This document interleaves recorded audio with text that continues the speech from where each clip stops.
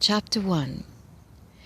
After those assembled had departed, my associates and I stayed on, loath to leave the place where we had witnessed such a transformation. No words can describe our feelings and the tremendous uplift of those last hours.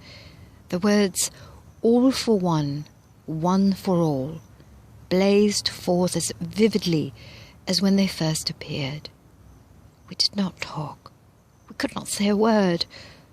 Although we were in the same general position until daylight, we had no sense of being confined in a room. Our bodies seemed to emit a brilliant light, and wherever we walked, we had no sense of limiting walls, although just previous to the experience, we were in a room hewed from solid rock. There did not seem to be a floor under our feet, yet we moved freely in any direction. Words absolutely failed to describe our thoughts and sensations. We even walked beyond the confines of the room and the cliff, yet we had no feeling of being hampered. Our garments and everything about us seemed to radiate a pure white light. Even after sunrise, this light seemed brighter than that of the sun. We seemed to be in a great sphere of light, and we could look through this crystal ray and see the sun as it appeared far away, shrouded in a haze. It actually seemed cold and uninviting compared with the place where we stood.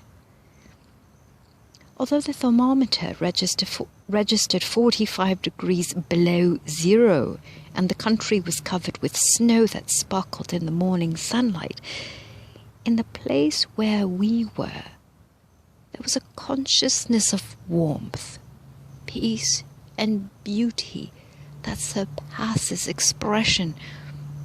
It was one occasion in which thought could not be put into words.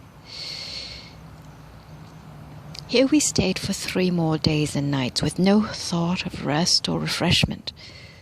There was not a sign of fatigue or weariness, and as we looked back upon the time, it seemed as if it passed in an instant. Yet we were conscious of each other's presence and of the passing of the hours. There was no sunrise or sunset, just a continuous, glorious day. Not a vague dream, but every moment an actual reality. And what a vista of the future opened before us. The horizon seemed to be pushed back into eternity, or, as our chief expressed it seemed to be expanding into a boundless and eternal sea of throbbing, pulsating life. And the great beauty of it all was that it was for all to see and know. Not for just a few, but for all. On the 4th day, our chief suggested that we go below to the room of the records in order to again take up the work of translation. Upon making the move to proceed, we found ourselves standing all together in the room. I can but let the reader picture our astonishment and joy.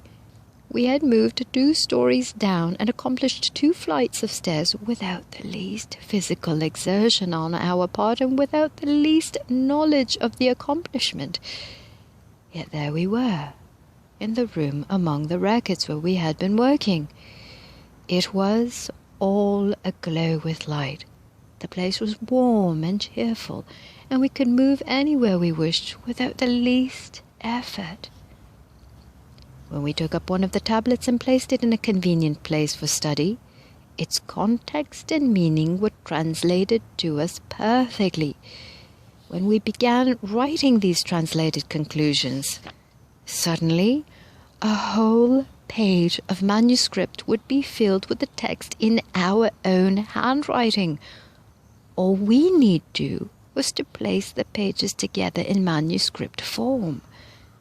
In this way, we finished manuscript after manuscript of these translations. By 2 o'clock that afternoon, we had finished and filed 12 manuscripts of over 400 pages each, and we experienced not the least fatigue from this pleasant occupation.